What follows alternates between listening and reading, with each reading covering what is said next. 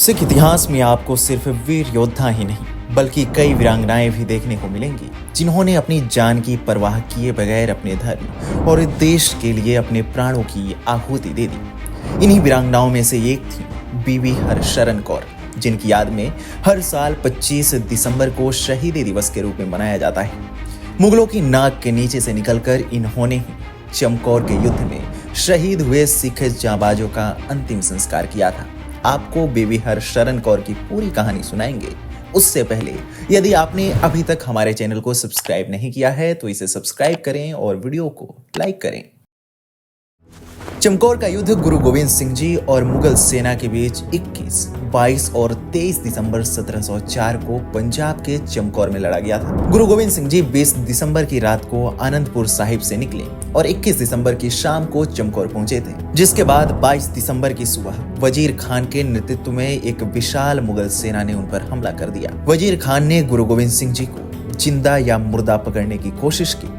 चमकौर की लड़ाई में गुरु गोविंद सिंह की सेना में उनके दोनों बड़े साहिबजादे अजीत सिंह और जुझार सिंह के साथ ही 40 अन्य सिख जांबाज भी शामिल थे। इन्हें 43 वीरों ने ही सामूहिक रूप से वजीर खान की आधी से अधिक सेना को नष्ट कर दिया था। युद्ध के बाद विरोधियों ने आसपास के गांव में झूठी खबरें फैलाई कि गुरु गोविंद सिंह जी युद्ध में शहीद हो गए। मुगलों और हिंदू पहाड़ी शासकों ने भाई संगत सिंह जी का कटा हुआ सिर प्रदर्शित करते हुए यह दावा किया था, लेकिन गुरुजी शहीद नहीं हुए थे और वहां से निकल गए थे। दूसरी ओर मुगलों ने धमकी दी थी कि युद्ध के मैदान में शहीद हुए सिखों का अंतिम संस्कार कोई नहीं करेगा। सैनिक गांव-गांव घूम रहे थे, स्थानीय लोगों को डरा रहे थे ताकि कोई भी किले के पास न जा सके।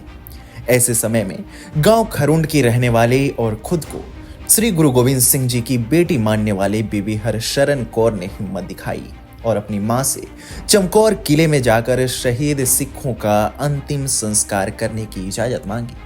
मां का आशीर्वाद पाकर बीबी हरशरण कौर महज 16 साल की छोटी सी उम्र में ही निकल पड़ी। युद्ध के मैदान में पहुंचने पर उन्हें हर तरफ सन्नाटा सुनाई दिया। नजर बचाते हुए बीबी हरशरण कौर भागने में सफल रहीं और चमकौर किले में घुस गईं। अंदर की स्थिति खतरनाक थी, भयावह थी। हर जगह लाशों के ढेर थे। उन्होंने सिख शहीदों के शवों को खोजा और उन्हें एकत्र किया। बीबी हरशरण कौर की आंखों से हर बार आंसू निकलते थे जब भी उन्हें किसी सिख का शव मिलता था। इसके बाद उन्होंने लकड़ियां एकत्र की और सभी शहीदों का सामूहिक अंतिम संस्कार कर दिया। आग की लपटें महल की दीवारों को चीर रही थी। यह देख मुगल सैनिक घबरा गए और अग्नि स्थल की ओर दौड़ पड़े। वहां उन्होंने देखा कि बीबी हरशरण कौर बैठी हुई कीर्तन सोहिला का पाठ कर रही थी। सैनिकों ने बीबी हरशरण कौर को पकड़ने की कोशिश की, लेकिन उन्होंने सैनिकों पर हमला कर दिया। इस लड़ाई में कई सैनिक मारे गए और कई गंभीर रूप से घायल हुए। अंत में बीबी हरशरण कौर भी युद्ध के मैदान में शहीद हो गईं और हमेशा के लिए अमर हो गईं। आपको हमारी यह वीडियो कैसी लगी हमें कमेंट सेक्शन में जरूर बताएं।